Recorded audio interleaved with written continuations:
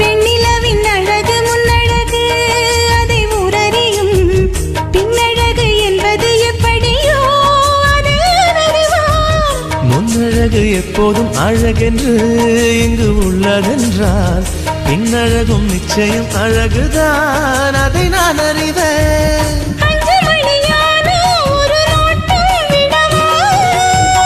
பூஜை ஒண்ணு போட்டு நல்ல தீட்டம் தரவா?